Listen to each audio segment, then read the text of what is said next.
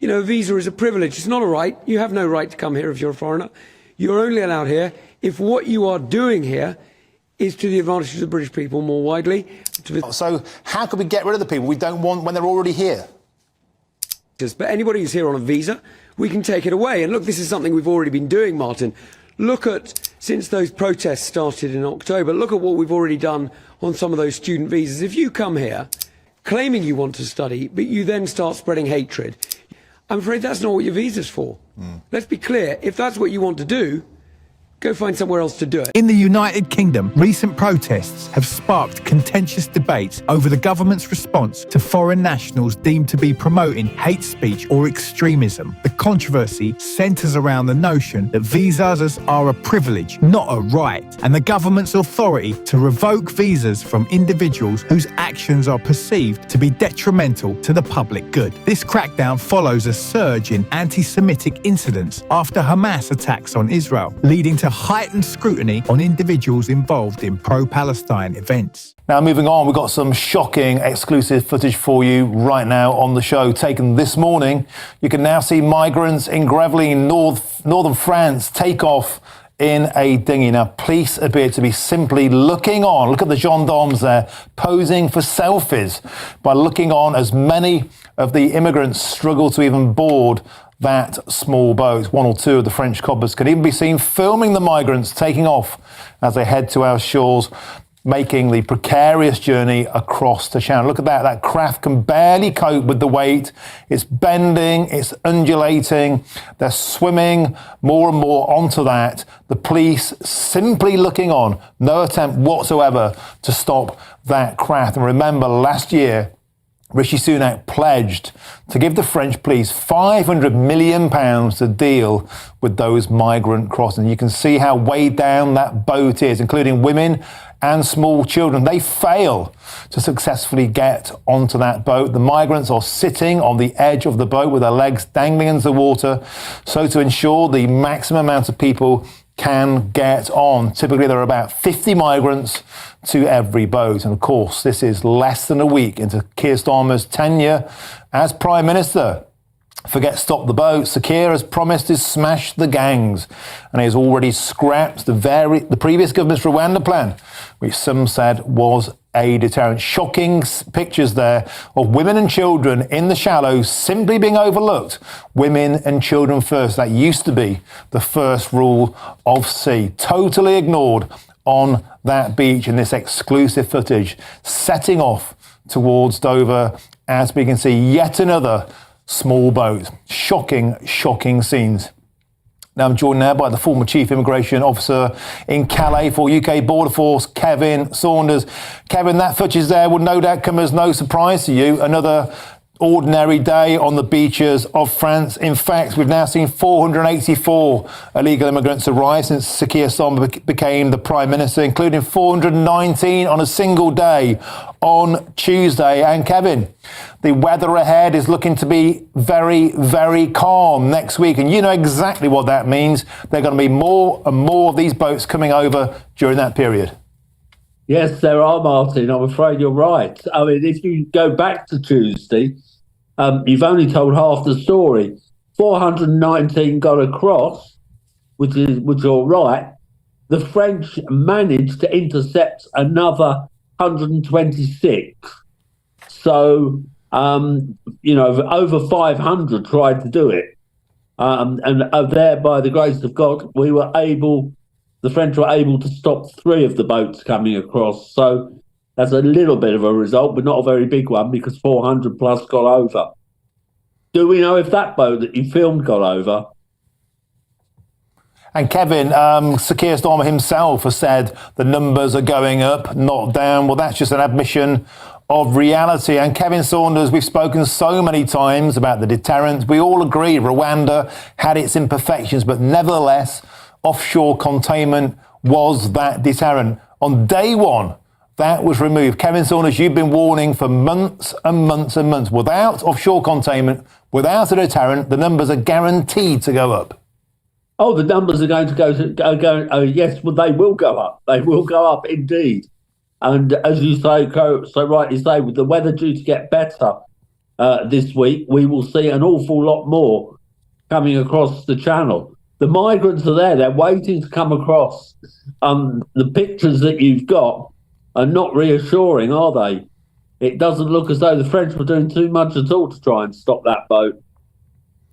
And Kevin Saunders, what do you make of the pictures we saw there of women and children in the shallows being completely ignored by those already on that dinghy? They're not being helped in any capacity. You can see them there in the foreground in those orange life jackets. The women and children simply being ignored. And I guess this is just survival of the fittest, survival of those who want it the most. And Kevin, of course, back in April, 5 people died in a situation very, very similar to this one we're seeing on our screens right now, when the men, they marauded onto the boat and people were killed in the crush, including a girl aged 4 and a woman in her 30s. Yes, it is a ruthless, absolutely ruthless organisation that's going on there. As you can see, it is basically the survival of the fittest. Then Prime Minister Rishi Sunak and Home Secretary James Cleverly took a firm stance, advocating for stringent measures against foreign nationals spreading hate at protests or engaging in activities perceived as intimidating. This initiative aims to extend the criteria for visa revocation beyond national security threats to include those promoting division within communities, echoing actions taken in France, where similar measures resulted in the expulsion of extremists. The UK government seeks to maintain social harmony and protect community values of tolerance and respect. The decision to scrutinise visas more closely comes amidst heightened security concerns, with reports indicating an increased risk of terror attacks on British soil. Security services have warned MPs about unprecedented levels of extremist chatter, prompting fears of potential threats comparable to those seen post 9/11. This alarming backdrop underscores the urgency of government actions to mitigate risks and safeguard public safety. So the women and children aren't going to have much chance of getting on there, but perhaps in some way that's not a bad thing. At least they'll be safe in France, rather than coming across the channel. And coming across from Gravelines is a very, very dangerous crossing. You can see already in your picture how strong the currents actually are. So, that's going to be that's a really dangerous crossing coming there. And Kevin, as well as that lack of deterrent that we talked about with Rwanda, dead and buried on day one, there are numerous TikTok videos going out offering cut price deals, 2-for-1 offers. There's such a huge amount of money in this grotesque industry, Kevin Saunders. And you told me the other day there's a new nickname for Sir Keir Starmer in the camps on French beaches. Yes, that's right. The migrants are very pleased, particularly the Kurds.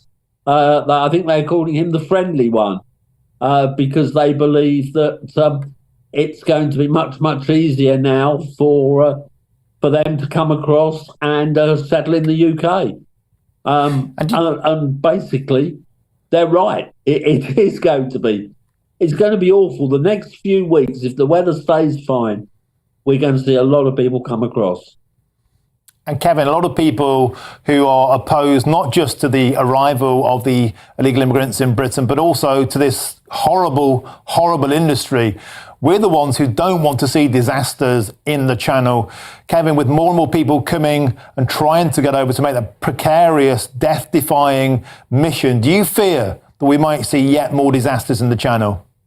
Yes, I think it's inevitable that we will. I mean, it's so ruthless what is going on in the Channel. We saw it on your film, the survival of the fittest. You know, these young men virtually elbowing other people out of the way to get on the boats. And so, there are going to be a lot more deaths. I mean, that boat is massively overloaded. And you can see that the sea, you can see the white horses on the waves there. So that's not a particularly calm sea. And if that boat went down with 60-odd people on it, there would be a number of deaths, wouldn't there? Yeah, Bomb, I reckon, Kevin, when we look at that picture there's about 40 on that boat. It's worth pointing out that in the last 7 days, the average amount of people per dinghy is between 65 and 69. So that's actually relatively lightly laden.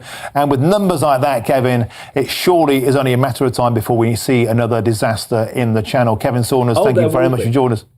Yeah, thank you very much. In response to ongoing protests, particularly within the Palestine solidarity movement, concerns have been raised about slogans and rhetoric perceived as advocating for the elimination of Israel. Demonstrations have included marches targeting financial institutions with historical ties to Israel, such as Barclays Bank. These events have drawn criticism for potentially inflaming tensions and causing discomfort among local residents, prompting calls for decisive government intervention to uphold British values of tolerance and ensure public order. Political figures across party lines have expressed varying viewpoints on balancing the right to protest with the need to combat extremism. While there is consensus on the importance of robust measures against hate speech, some emphasise the fundamental democratic right to peaceful assembly. Labour education spokesman Bridget Phillipson, for instance, supports stringent action against extremism but underscores the need to protect the integrity of democratic freedoms. At first, they're simply shapes in the distance, but as we run down the beach, we see dozens of people. Men, women and children, all from Kurdistan, intent on reaching Britain. They're waiting for their ride, called a taxi boat, a smuggler's dinghy that's already picked up dozens of passengers. That is the taxi boat that's just arrived to pick these people up. That boat is already really full, but as you can see, they're marching out through the water. Now, the reason they're doing that is they know the police can't stop them once they're in the water. But actually, there's not a police officer to be seen. The water is cold. Getting into the boat isn't easy. Children are carried. But the smugglers are working hard, lifting people on. It's quick, and it's clearly a well-practiced drill. In the haste to secure a spot on the boat, tempers fray. But in the end, everyone gets on board. Around 70 passengers. And as the dinghy starts to slowly chug away from the shore, the smugglers run off. They've had a good night, but one told us he now had a shortage of customers and blamed the impact of the government's Rwanda law. Near Dunkirk, and it's breakfast time in a camp. Omar's cooking. 2 years ago, he paid smugglers $15,000 to get him from Kurdistan to Britain. But now he's come back here to cook for migrants. Omar actually paid £500 to be smuggled out of Britain. He feared being deported. They could arrest you any time and deport you. They would send you to Rwanda or Iraq, or you end up going insane in detention. That is why I came back to the camp. Everyone is free to try and go to Britain, but Britain is not what people think it is. When you speak about it, it sounds good, but when you actually experience it, it's a different story. Most people do disagree. Barzan arrived just a few days ago and he's desperate to get on a boat. Not at all. I don't have a problem. I will go to Rwanda. If the government says go to that country, then you will have to go to that country. The migrants won't stop, no matter what you threaten them with. Even if you tell them you will take them to Africa, they will still go without hesitation to Britain. Back on the beach, and the boat is long gone. What remains is the evidence of a desperate rush. People here are talking about Rwanda, but they're still dreaming of Britain. Adam Parsons, Sky News, Dunkirk. Looking ahead, scheduled marches by the Palestine Solidarity Campaign continue to stir debate and public discourse. The upcoming large-scale protest in London raises questions about the appropriate boundaries of protest messaging and the government's role in regulating potentially inflammatory rhetoric. The UK government's response to the protests and extremism reflects broader trends in European and international policies regarding immigration and security. Countries like France have also faced similar challenges, implementing strict measures to counter extremism and maintain social order. The deportation of a long-term resident Tunisian imam from France for making provocative remarks underscores the zero-tolerance approach adopted by some European nations towards hate speech and incitement.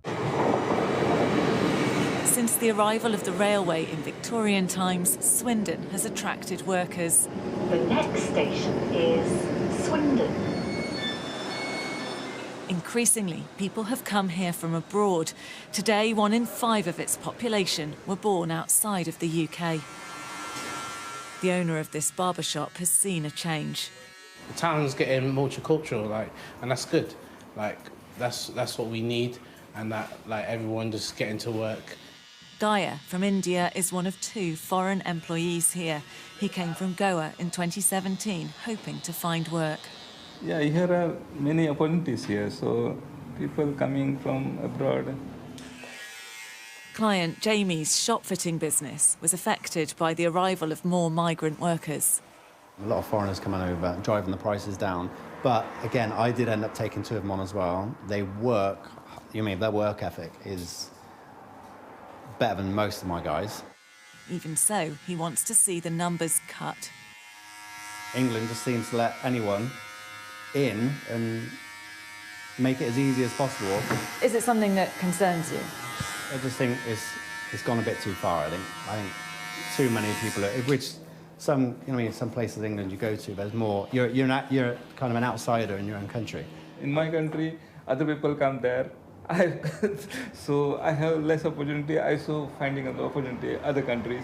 It just seems like England is the opportunity, isn't it? It's just, but it's not just one country. Where are you from? I'm from India, Goa. Yeah, so from India, Goa, but we're getting from everywhere, aren't we? In the town centre, we met Jason and his mother.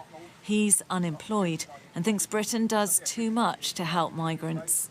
How important an issue is immigration to you? Well, I can't get a job. They come to this country and they just get a job just like that. So when you apply, what do they say to you? Well, I've got a criminal record. Assault. Assault? Yeah. How long ago? Well, I've been out of prison now 3 years now. And so you blame immigrants rather than your criminal record? But some shoppers we spoke to welcome workers. We do need people from around the world to help with certain jobs. I live near a farming community and they're really struggling with trying to get people to come in. All the staff at this car wash are recent migrants. The Afghan manager who employs them came to the UK as an asylum seeker on the back of a lorry more than 2 decades ago. Do you think too many people are coming to the UK now? Yes. Really? Yeah. Even though you came here, you think there's too many coming now? Yes, because there's more pressure. Even see, if you're going to the hospital and right now, you have to wait 3-4 hours to wait for them, and there's an example. But some people would say that the men behind you, they're taking the jobs that could be done by people who were born in the UK. Yeah, they could say that, but I don't know if you ask them and offer them to come on to do the work in the car wash, I don't think they will come. Across Britain, there are 6.8 million foreign workers in employment, just over 20% of the UK workforce, up from 4.6 million a decade ago, which was 15%. 82% of working-age migrant men are in work, more than the 78% of those born here. 36% of foreign-born workers are in high-skilled jobs, compared to 33% of UK-born workers. The statistics may surprise people, but could be used to reinforce views on both sides of the immigration debate. Some will see them as evidence that migrants are essential to Britain's economy, while others will claim that immigrants are taking the jobs of British workers. Bianca from Romania worked as a waitress when she first arrived, but has since trained in law and is now employed at this firm in Swindon. I don't think that I'm taking anyone's place because I worked to be where I am today. Emma, who recruited her, says her application stood out. She also has a mixed-race daughter and worries that immigration has become a political battleground across Europe.